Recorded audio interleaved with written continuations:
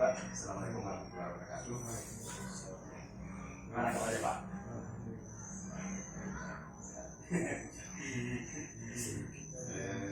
Iya.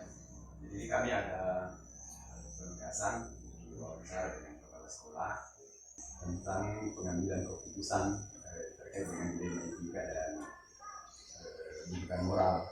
Sedikit gambaran mungkin, kalau dilema etika itu pengambilan keputusan ketika diterapkan pada situasi di mana ada pertentangan nilai kebajikan yang sama-sama benar. Dipilih salah satunya juga benar, dipilih yang satu juga benar.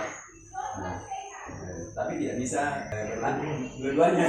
Misalnya begini, ada siswa di rapat misalnya, menurut catatan nilainya dia tidak bisa naik kelas. Sebenarnya kalau kita mengacu kepada prinsip keadilan, jadi berarti kan harus tinggal kelas. Tetapi setelah dirunut lagi ternyata ini anak memang ada penyebab yang membuat dia begitu. Misalnya tidak bisa ke sekolah lah, tidak bisa belajar bagus karena misalnya kondisi ekonominya. Atau misalnya ada tanggung jawab yang harus dilakukan sehingga tidak fokus sekolahnya. Jadi itu dua-duanya benar. Kalau anak ini mau dinaikkan kelas benar juga karena dia punya alasan yang kuat. Dibuat 3 kelas juga benar karena ada alasan. Itu di etika. Nah, kemudian kalau menunjukkan moral itu 2 pilihan, salah satunya benar, salah satunya salah. Di pendaftaran siswa baru misalnya ada yang tidak lulus, terus ada orang tua datang, saya bayar saja seperti itu. Ya itu kan jelas salahnya, jelas benarnya, tidak bisa dipastikan. Dia menunjukkan moral. Nah kita nanti fokusnya ke dilema etika, mengambil keputusan dari 2 hal yang sama-sama benar. Di situ kita dilihat keterampilan kita bagaimana mengambil keputusan di antara itu. Ya. Oke, baik Pak. Saya kita mulai begini, masuk ke pertanyaan ini. Dari gambaran itu tadi, selama ini tidak ada pengalaman Bapak itu yang mengatasi kasus, tapi sebelumnya harus dipetakan dulu ini dilema etika atau pendidikan moral. Nah, itu biasanya seperti apa caranya membedakan itu Pak? Jadi ini contoh tadi Pak, ada siswa kita yang bermasalah kemarin, di mana guru BK yang melakukan panggilan karena anak itu tidak masuk belajar. Jadinya wali kelas itu menyampaikan kepada guru BK supaya dipanggil anak tersebut. Ternyata setelah guru BK-nya ke sana, panggil ke sini, anaknya itu arogan, dia tidak mau. Akhirnya bahkan guru BK-nya sampai menangis. Alasannya guru BK tadi itu kemarin itu dia malah didorong oleh anak tersebut. Jadi kemarin itu saya langsung di sana panggil ke anak di sini. Kemudian saya perintahkan staf saya buatkan surat panggilan untuk siswa. Ya, kita panggil karena ini anak sebenarnya sudah baik. Kalau kita lihat dari etika kan sudah melanggar etika. Kemudian tata tertib kita di sini otomatis saya sudah baca sudah ini melanggar. Tetapi setelah saya panggil orang tua, sebelum ini anak tadi kemarin ada kejadian seperti ini. Jadi kalau berdasarkan dengan aturan tata tertib dan nilai etika ini, anak ini sudah pasti dikeluarkan. Tapi ada juga anak-anak orang tuanya bilang, saya selaku orang tua kalau bisa berikan saya kesempatan lagi untuk membina anak ini. Insya Allah, nah, kalau memang saya sudah lakukan bahan ini atau anak saya melakukan ya terpaksa. Saya memang begitu. Jadi sekolah harus seperti itu. Jadi kita setelah ini kan lembaga pendidikan kita harus begitu. Jadi walaupun anak itu juga sebenarnya sama, tetapi kita ingat juga bahwa lembaga kita ini adalah lembaga yang mendidik, memanusiakan manusia. Bagaimana caranya supaya anak itu jangan juga seperti mau berubah. Artinya tujuan kita itu anak itu mau berubah dan mau betul-betul menerima pendidikan di sini, baik secara pendidikan apa namanya etika maupun pendidikan formalnya atau biasa disebut pengetahuan dan sikap. Jadi saya sementara berikan itu pilihan itu kepada orang tuanya supaya anak ini sudah jelas bahwa kalau secara etika itu sudah pasti sudah melanggar karena sudah gurunya sudah di apa namanya berlaku arogan terhadap gurunya. Jadi saya selaku pimpinan Pak itu kesempatan nanti kami dari sekolah kami punya keterbatasan. Jadi setelah kami sudah tidak mampu dan apalagi Bapak ya terpaksa kami kembalikan. Maaf sekali Pak dari penjelasan ini kan sebenarnya apa yang sudah dijelaskan Bapak tadi ini sejelas sekali dengan apa yang kita bahas di penggerak artinya seperti itulah seharusnya kita dalam menangani siswa. Terus pertanyaan yang berikut Pak, selama ini ketika seumpama kita dihadapkan dengan kasus-kasus yang termasuk dalam kategori etika sama-sama benar, strategi-strategi atau langkah-langkah Bapak untuk menangani hal ini, saya strateginya seperti apa Pak? Jadi di sekolah itu walaupun istilahnya ada pemimpin, tetapi tidak cukup untuk mengambil satu kesimpulan kalau ada kasus-kasus seperti itu. Otomatis bersifat istilahnya kolegial. Jadi melibatkan wali kelasnya, kemudian guru BK-nya, kemudian wakil-wakil daripada kelas itu memilih mana yang terbaik dari kedua yang dianggap benar atau salah itu. Jadi keputusan kolegial itu kita harus selalu benar. Jadi dianggap semua dia adalah pemimpin, teman hanya diberikan kepada apa namanya secara struktural bahwa ini kepala sekolah. Tapi kepala sekolah tidak bisa berbuat banyak tanpa ada dari apa namanya kuncinya bahwa saya selaku kepala sekolah harus melibatkan dan dibicarakan mana yang dianggap terbaik dan dibicarakan itu adalah sesuatu yang Ini berkolaborasi kan? iya kolaborasi dengan pelibatan. iya. Ada mungkin sudah ada formulasi yang dianggap paling efektif, dan mungkin dengan cara ini yang paling jitu yang bisa saya lakukan atau seperti apa? Jadi kalau saya Pak, cepat dan tanggap terhadap masalah apapun, sekecil apapun atau besar. Jadi kepala sekolah itu harus cepat mengambil tindakan dan harus tepat. Tidak boleh kita ragu-ragu mengambil suatu kebijakan. Jadi tidak boleh kita berlama-lama. Jadi harus berani mengambil keputusan dan kebijakan sehingga masalah itu yang timbul itu cepat juga terselesaikan atau bisa ada solusinya. Nanti itu yaitu tadi apakah itu kepala sekolah. Kalau saya biasanya seperti itu. Apapun yang saya lakukan saya harus libatkan apakah itu di kelasnya ataukah itu mereka atau saya tidak bisa. Tapi kepala sekolah itu memang harus ambil cepat ambil kebijakan. Adapun masalah solusinya nanti kita bicarakan supaya tidak ada merasa tidak dilibatkan. Karena tidak bisa walaupun bagaimana hebatnya itu kepala sekolah itu sendiri Pak, tidak mungkin, tidak akan. Prinsip saya itu otak satu itu tidak mungkin menyamai dengan otak 10 orang. Pasti unggul itu 10 Pak.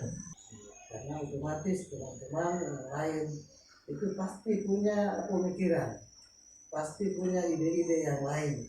Yang mana ide-ide yang memang yang cocok itu ya kita. Tidak mungkin nanti idenya kepala sekolah apabila dalam keputusan itu biar salah, biar tidak relevan ya itu mau diambil nggak seperti itu namanya politik.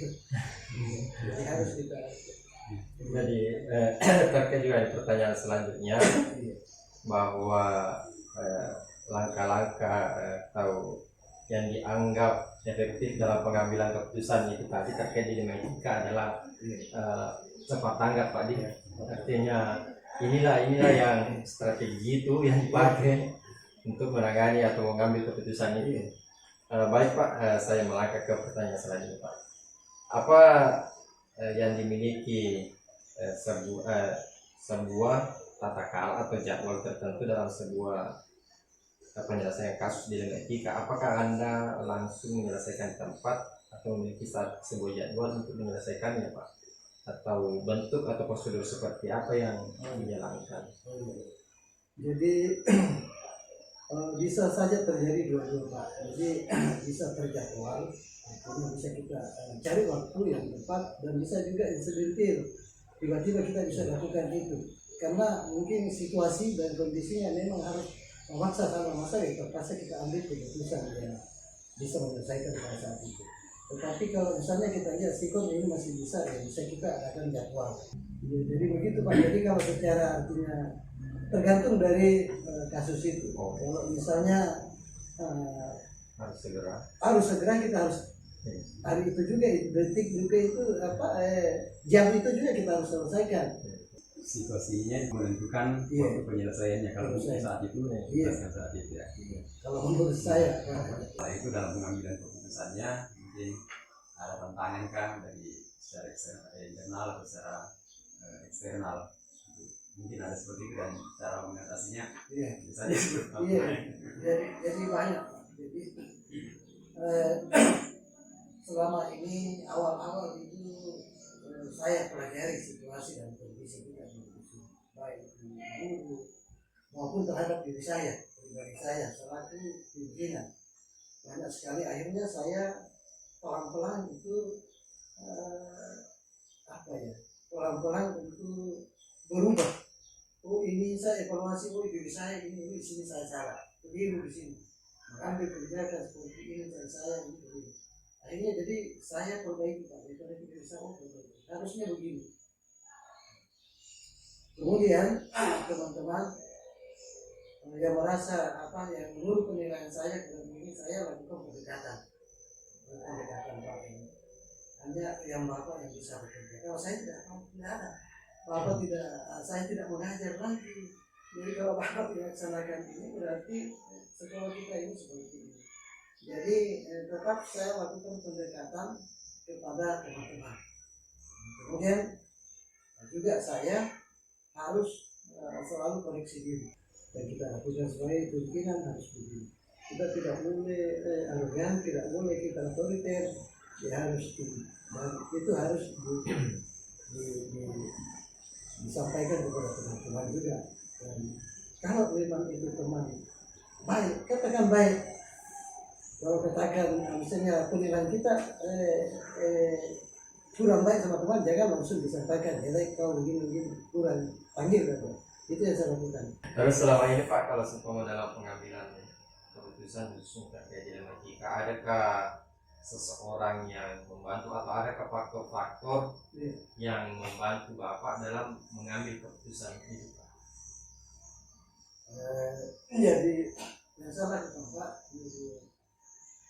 kalau ada yang seperti itu, kasus seperti itu, saya panggil teman-teman,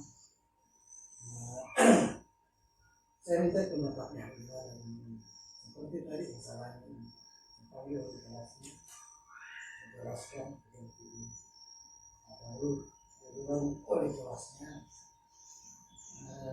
ini anak Pak,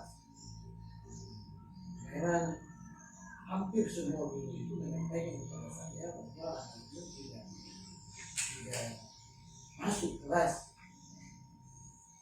Kemudian setelah saya tahu itu semua ini, jadi harus saya ambil satu langkah, karena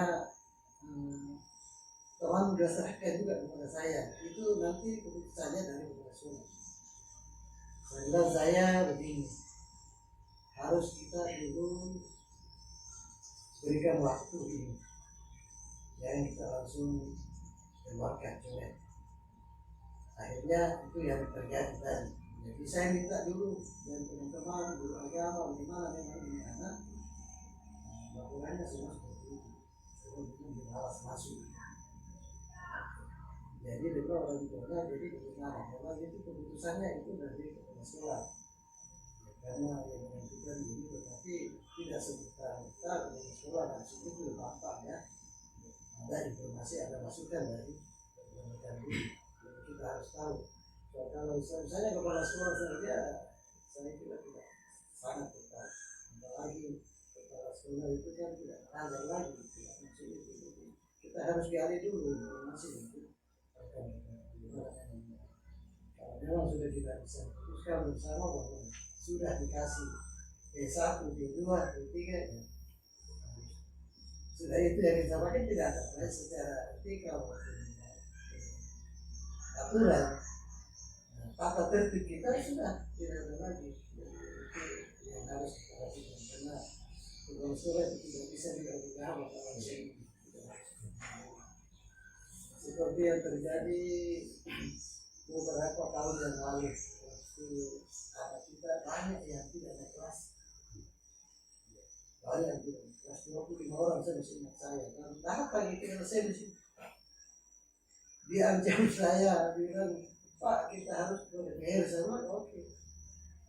Karena itu bukan keputusan sekolah, kita juga keputusan guru, tapi itu adalah keputusan bersama dewan guru. Nah, kepala sekolah itu kan guru. Jadi tidak bisa juga itu diganggu, Pak. Itu sudah tidak boleh. Jadi saya harus sampaikan ke ruangan guru, teman-teman saya kumpul, Pak, siapkan ini. Kita ini seandainya kita tentara, kita harus perangi. Karena kita dipanggil ke salah satu institusi lembaga, jadi kita harus siap. Yang kita siapkan ini. Teman-teman siap ini, siap. Ada kali punya senjata siap ini. Ada absennya lengkap, nilainya ini. Saya siap. Kita lihat dari ke sana ke sini. Jadi itu banyak. Keputusan apapun itu seharusnya bisa dipertanggungjawabkan. Baik, dari sekarang ini Pak, di dalam perjalanan sebagai pelajar 6 tahun dinamika yang beragam itu, masalah-masalah yang muncul, keputusan yang ditetapkan, mungkin ada pembelajaran yang bisa kami ambil dan situ ya, secara singkatnya seperti apa ya. Jadi itu tadi Pak. Jadi kalau saya pengalaman saya itu yang saya lakukan bahwa apapun itu yang mau dilakukan, kepala sekolah itu hanya mengambil satu kebijakan, tetapi kebijakan itu harus didukung oleh teman-teman lain di guru. Kalau tanpa ada guru jangan coba-coba. Jadi harus, karena kita ini satu kesatuan Pak. Jadi guru, murid, siswa itu adalah merupakan satu kesatuan. Jadi tidak bisa dipisahkan. Guru sendiri, kemudian kepala sekolah sendiri, murid sendiri. Tidak bisa seperti itu. Jadi kita harus, kalau ada sesuatu harus diperhitungkan, baik itu sisi negatif maupun positifnya, apakah itu murid, kemudian itu tidak guru. Jadi kita tidak serta-merta langsung ini kalau malas begini, kita harus. Jadi pengalaman saya itu Pak, jadi harus semuanya itu harus kita kejelasan. Harus kita legowo, seorang kepala sekolah itu harus legowo. Jangan mentang-mentang sudah ada begini alami ini, tidak boleh. Kalau menurut saya tidak akan bisa menyelesaikan masalah. Jadi kita harus duduk bersama. Apapun kalau kita sudah duduk bersama, menerima masukan teman-teman, saya kira tidak ada, itu pasti tidak akan bermasalah. Jadi apalagi kalau kebijakan yang menyangkut masalah kita, misalnya dana bos kita ini, harus kita seperti mana sebenarnya ya. Informasi yang paling cocok kita terapkan ini. Makanya selalu saya minta masukan dari teman, bagaimana saya harus. Tidak mampu saya mau ambil semua itu masalah-masalah itu tanpa ada. Jadi kita harus, kuncinya adalah kita harus dibagikan tempat, kita harus musyawarah sehingga apa yang kita putuskan nanti betul-betul bulat. Kalau sudah hasil musyawarah yang kita inginkan dari sekian banyak pemikiran itu sudah naik tidak salah itu. Oke Pak, saya kira demikian Pak. Pertanyaan terakhir dari kami. Terima kasih banyak atas kesempatan dan waktu yang telah diluangkan Pak kami untuk menyelesaikan tugas-tugas dari program penggerak ini. Saya kira sekian Pak. Assalamualaikum warahmatullahi wabarakatuh.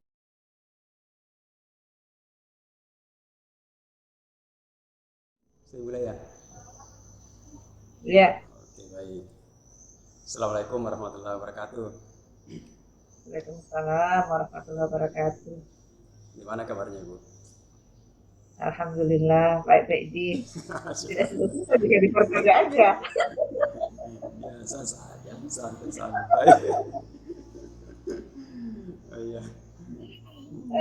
Baik, Ibu, saya mau ambil waktu kita sebentar, mungkin 10 sampai 15 menit, ya mungkin sudah cukup lama itu. Jadi ini sebenarnya salah satu penugasan aksi demonstrasi kontekstual untuk calon guru penggerak. Ya.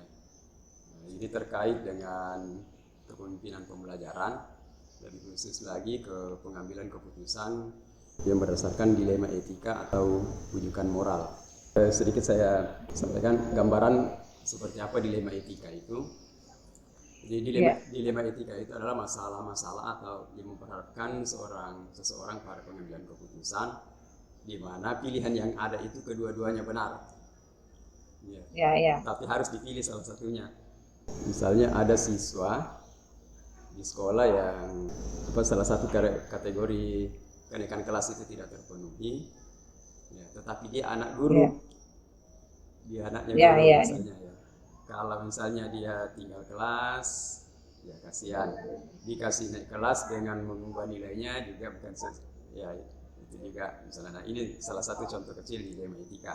Kemudian kalau rujukan moral itu memang memperhadapkan pada dua pilihan benar atau salah.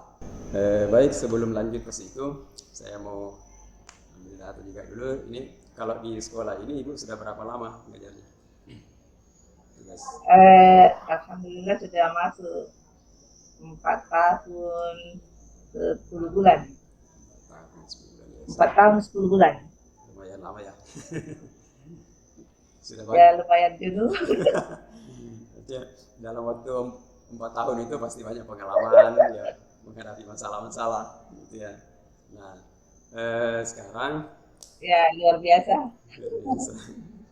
Nah, dalam masa 4 tahun itu menghadapi dinamika yang begitu banyak, bagaimana caranya Ibu bisa mengidentifikasi kasus-kasus yang terkait dengan dilema etika atau dia rujukan moral?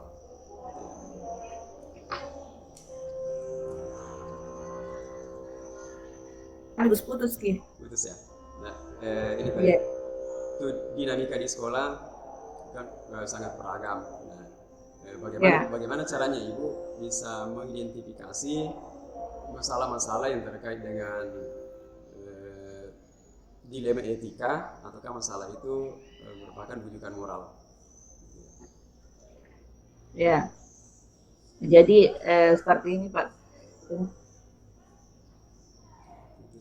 Dengan sekolah yang seperti yang saya, dengan kondisi sekolah seperti saya tempati sekarang, itu tentu dengan berbagai macam problema yang kita hadapi, baik problema sarananya maupun problema personalnya. Tentu ini banyak hal yang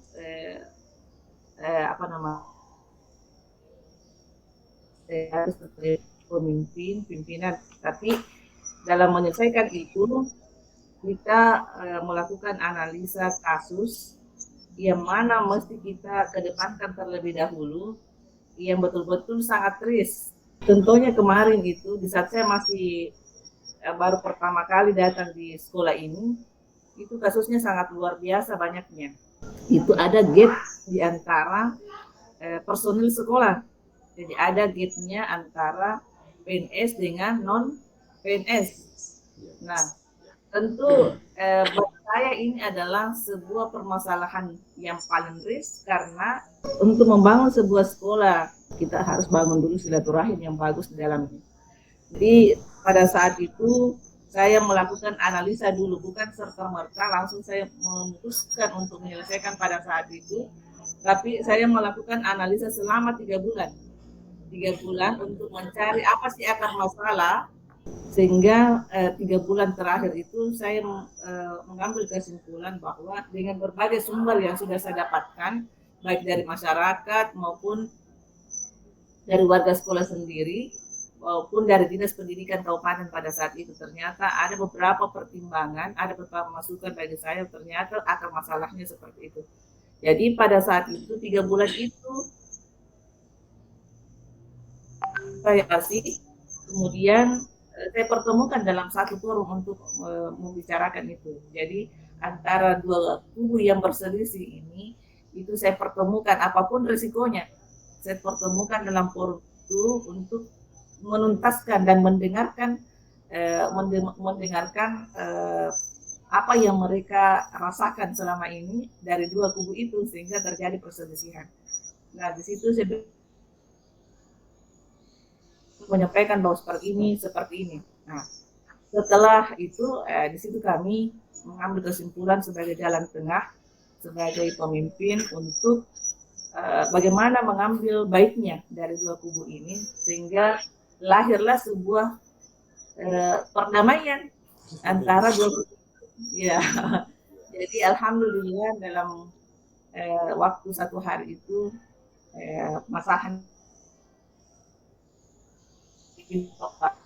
masalah dari itu ternyata salah satunya adalah antara adanya saling penghargaan gitu. Jadi komunikasi yang tidak tidak match antara PNS dan non PNS begitu, sehingga terjadi konflik dan ya sudah dimasuki juga oleh pihak-pihak yang lain, sehingga muncul masalah yang lebih besar. Kedua, masalah siswa. Nah, di sini saya juga diperhadapkan dengan siswa. Ada banyak siswa yang tidak mengikuti proses belajar, kemudian ada juga siswa yang sudah menikah, masih mengikuti proses belajar, sehingga menunjukkan sebuah pendapat yang kurang bagus di tengah masyarakat. Dan teman-teman siswa yang muncul persepsi yang kurang bagus di antara mereka. Ada yang mengatakan bahwa ternyata kalau sudah menikah biar sudah masih bisa sekolah. Kalau begitu bisa dikipale katanya menikah baru masuk sekolah sama istri tak ada ini. Jadi sehingga saya mengambil kesimpulan pada saat itu tidak bagus kalau yang nantinya akan berdampak pada karakter anak didik. Kenapa? Karena pergaulannya yang kurang ini. Yang sudah banyak anak yang pergaulannya yang sudah mengarah ke hal-hal yang tidak bagus. Nah, sehingga pada saat itu, di saat saya menuntaskan masalah ini, saya undang semua dulu ke siswa dan orang tuanya datang ke sekolah untuk kami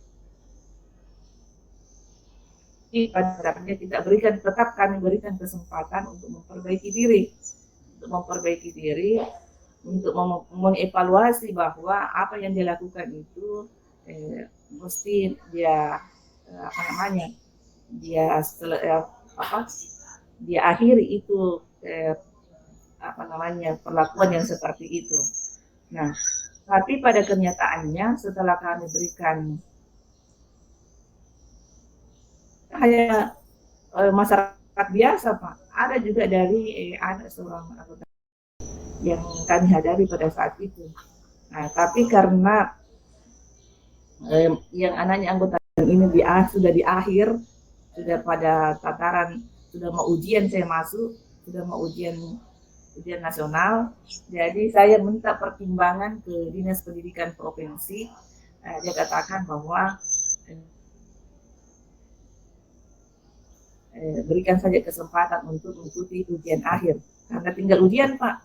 Nah, jadi sudah daripada kita memutuskan masa depannya anak, sementara ini kan tinggal di akhir akhir penghujung.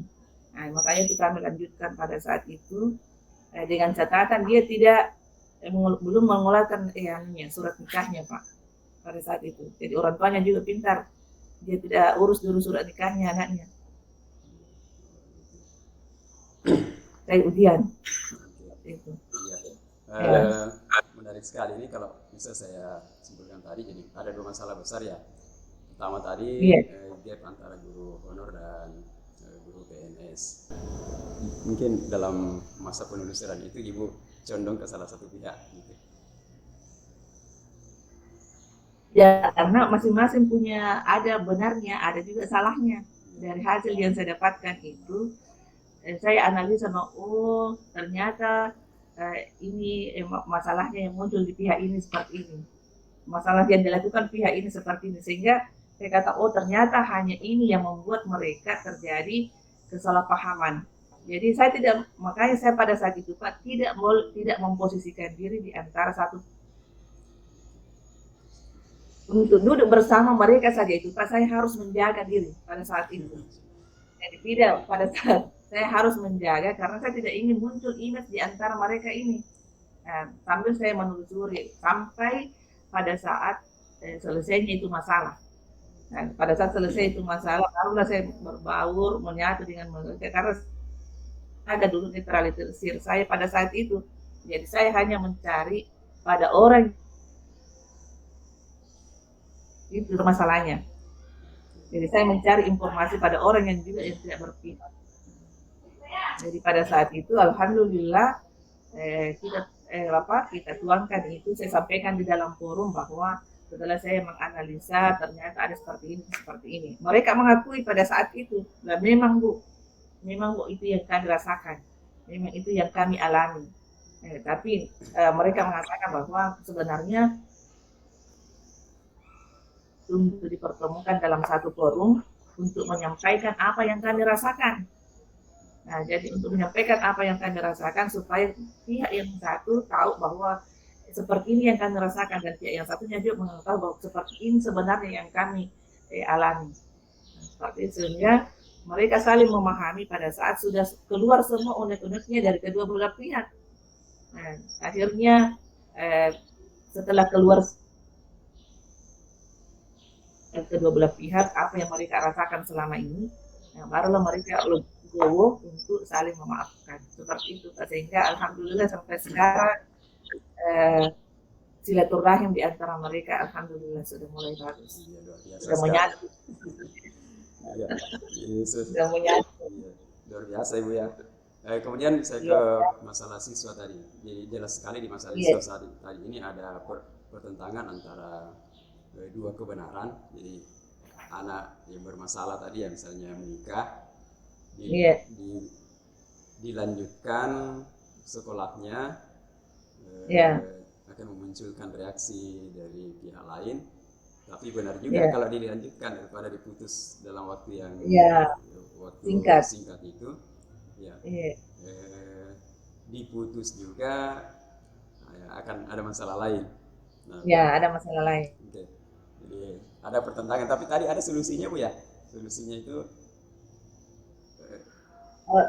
solusinya yang tadi. Jadi pada saat itu kami mengundang orang tuanya. Jadi ini kan sebenarnya sumbernya juga saya dapatkan dari guru-guru saya sendiri yang melaporkan bahwa di sekolah ini sebenarnya ada siswa yang seperti ini, tapi posisinya sudah di kelas 3 semester ini. Sudah saat itu Pak, saya juga tidak bisa langsung mengambil keputusan langsung dengan atas inisiatifku sendiri. Jadi tetap saya meminta pertimbangan ke Dinas Pendidikan Provinsi. Jadi saya tetap menelpon ke atas bahwa ada kondisi seperti ini yang saya alami di sekolah. Siswa tersebut sudah berada pada posisi ini. Ini Pak, suami istri ada di sini pada saat itu. Suami istri? Ya, suami istri di sini. Nah, itu saya dikasih jalan di petunjuk. Alangkah bagusnya kalau ibu ikutkan saja ujian, karena tinggal mau ujian. sudah finalisasi data DNT-nya pada saat itu. Nah, jadi Dinas Pendidikan kami hanya memberikan petunjuk kepada ibu, silahkan ibu mencerna apa yang kami sampaikan. Nah, tapi pada saat itu Pak, saya berpikir panjang juga, Pak, karena ini juga kita pikirkan masa depannya anak yang kita didik ini. Jadi kalau saya putuskan tiba-tiba ini anak selangkah ibaratnya langkahnya untuk mencapai cita-cita harapannya, akhirnya saya putuskan Pak untuk biarlah ikut saja ujian. Kemudian kami sampaikan kepada yang lainnya, siswa yang lainnya, bahwa ini nak krusial, kondisinya ini sangat krusial. Kalau saya dilematis ini, bagaikan buah sini. Terus maka bagaimana masa depannya ini anak? Kita mau pindahkan, tidak ada lagi sekolah yang bisa menerima untuk ikut ujian kecuali melalui apa lagi itu paket. Nah, sementara paket juga kan itu tidak langsung juga bisa ikut ujian pada saat itu. Harus menunggu lagi 1 tahun ke depan karena KR02-nya juga mereka itu kan sudah terbit pada saat itu. Itu tadi lagi. Itu disampaikan ke siswa kelas 12 saja atau ke seluruh siswa, Bu? Halo?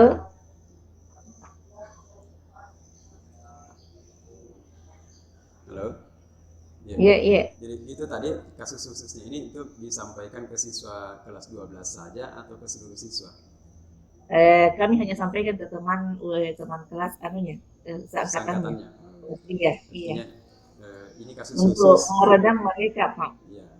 Ini kan kekhawatirannya ketika ada yang lolos begitu bisa jadi presiden buruk lagi bagi Kasus yang khusus lainnya. yang pada saat itu kami sampaikan bahwa insya Allah ke depannya tidak akan ada lagi kasus yang sama. Jadi bisa jadi akan ada kemungkinan kejadian yang sama tetapi solusinya berbeda, Bu, ya? Ya, solusinya berbeda. Nah, tidak lagi kami memberikan solusi yang sama dengan tadi karena itu kan tadi sebenarnya sudah krusial. Situasinya berbeda. Sekarang masa depannya anak. Oke, luar biasa. Ya. Baik, selanjutnya saya lihat tadi kan ada untuk memutuskan itu selain masalah-masalah berat yang pengambilan keputusannya itu harus dikonsultasikan dengan pihak-pihak tertentu, adakah masalah-masalah sejenis itu mungkin yang lebih ringan yang tidak perlu menunggu waktu lama, artinya tidak perlu terjadwalkan atau diselesaikan saat itu juga, diselesaikan di waktu itu juga, di tempat itu? Ya, sama dengan ini Pak, kasusnya siswa yang misalnya tidak naik kelas, ada yang bermasalah nilainya, ya.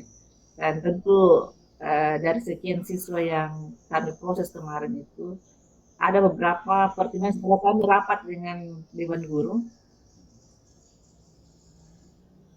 kemarin Pak, ada beberapa siswa yang masuk dalam catatan merahnya guru. Jadi ada beberapa orang itu yang dalam mindsetnya guru bahwa itu tidak bisa lagi naik kelas, itu dipatok oleh semua guru bahwa itu tidak bisa lagi naik kelas karena di samping kehadirannya tugas-tugas dan lain sebagainya itu tidak akan. Jadi pada saat itu saya sebagai pengambil kebijakan pada saat itu dalam rapat tetap memberikan masukan kepada guru bahwa tugas kita adalah mendidik, mengarahkan anak-anak. Jadi kalau memang selama ini proses yang kita lakukan dalam mendidik yang baik, kenapa tidak kita lakukan seperti itu untuk mengambil keputusan untuk tinggal kelas. Tapi kalau memang proses yang kita lakukan itu belum terlaksana dengan baik, tidak kita lakukan proses itu dengan sebaik-baiknya, langsung kita mau putuskan bahwa anak ini kita mau tinggal kelaskan, maka saya tidak bisa mengambil keputusan untuk menyatakan bahwa anak ini harus tinggal kelas. Artinya sesuai fakta dan dokumentasi, Bu, ya? Saya memberikan kembali pertimbangan kepada guru bahwa silahkan Bapak Ibu menganalisa dari sekian siswa yang Bapak Ibu tentukan bahwa ini tidak bisa naik kelas, apakah proses yang Bapak Ibu lakukan mulai pada saat proses belajarnya, proses penanganan kasusnya, apakah itu sudah terselesaikan dengan baik. Yang masuk ke ruangan saya ini kasusnya sudah terproses dengan baik. Nah, tapi ini beberapa nama yang terdaftar itu kan tidak sampai kasusnya ke dalam ruangan saya. Nah, dan tidak ada juga laporan kesiswaan yang mengatakan bahwa ini anak kasusnya seperti ini. Nah, kalau tidak terlaksana dengan seperti itu, maka saya tidak akan menetapkan bahwa yang bersangkutan ini tidak naik kelas. Artinya sebelum ada pengambilan keputusan itu kita harus lihat fakta-fakta sebelumnya dan dokumentasi pendukungnya, gitu ya. Halo? Ya.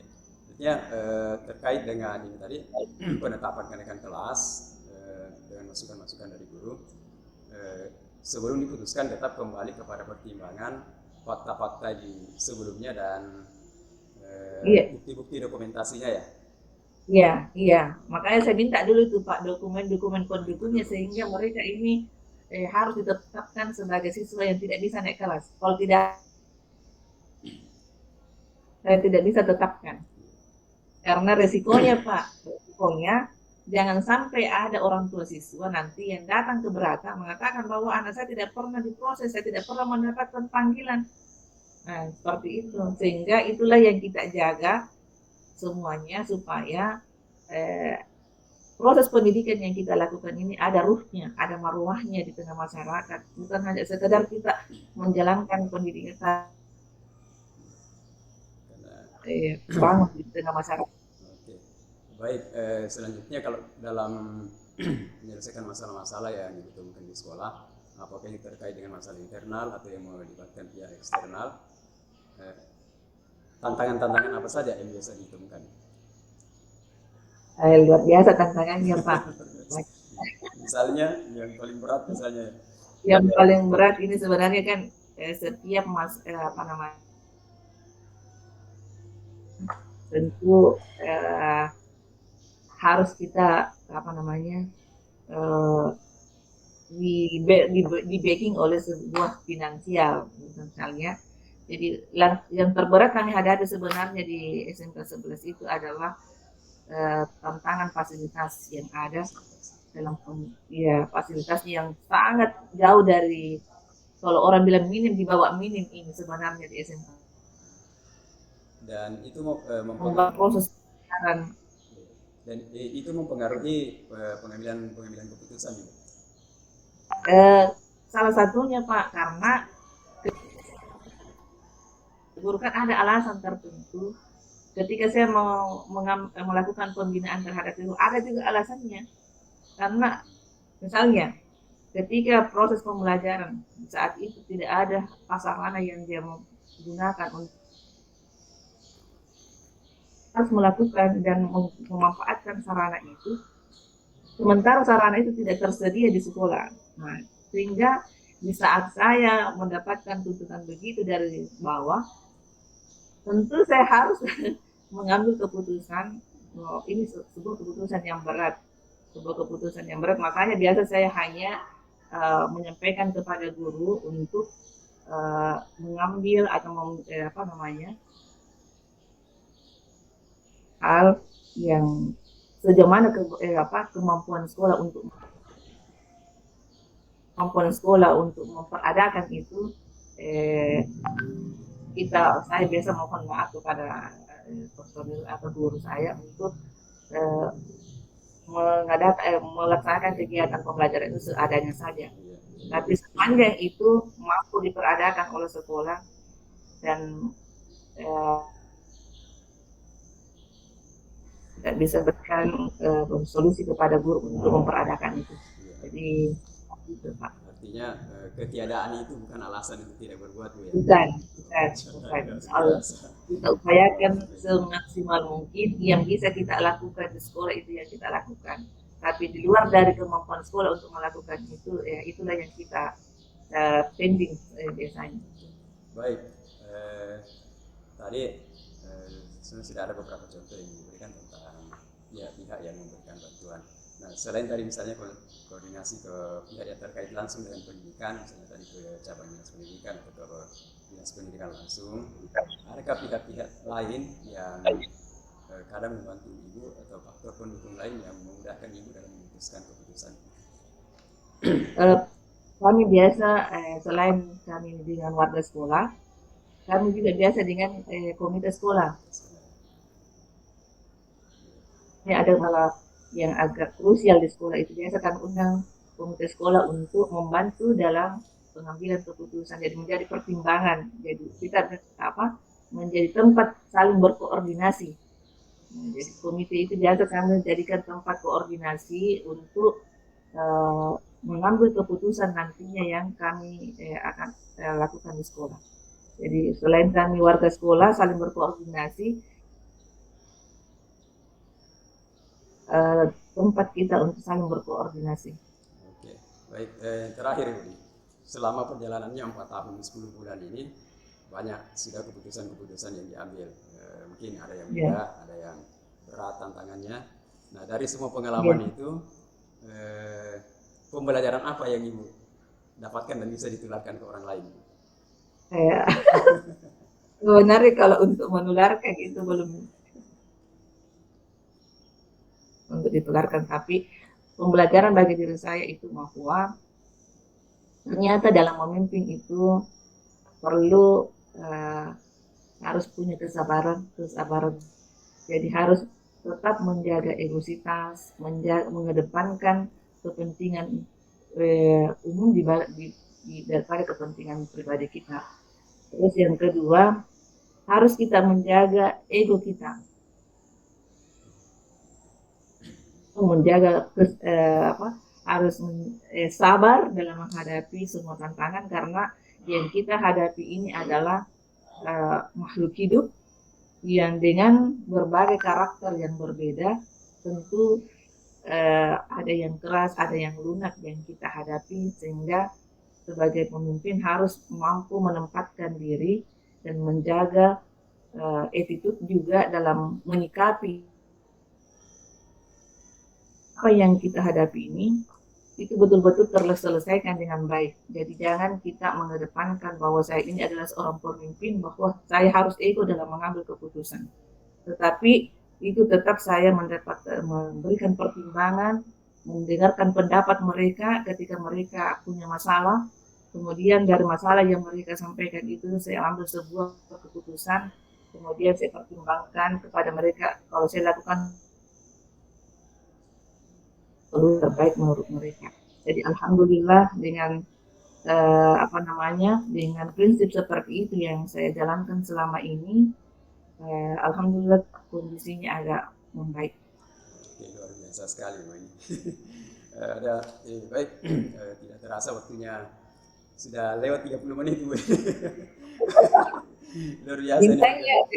Rasanya masih singkat. Iya, rasanya singkat. Kenapa? Karena tadi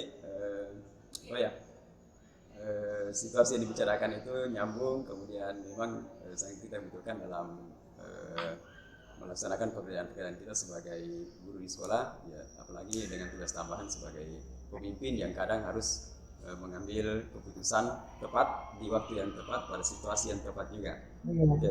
Jadi alhamdulillah luar biasa Ibu, tadi semua ide-idenya, semua solusi yang diberikan itu bisa merangkul semua, dan yang paling penting saya amati tadi adalah bahwa semua keputusan itu selalu berpihak kepada murid.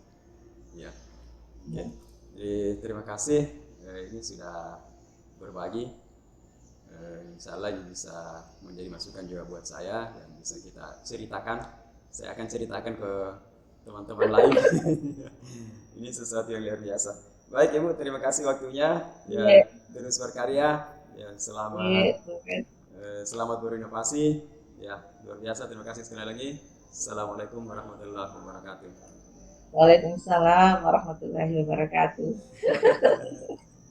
Itu background.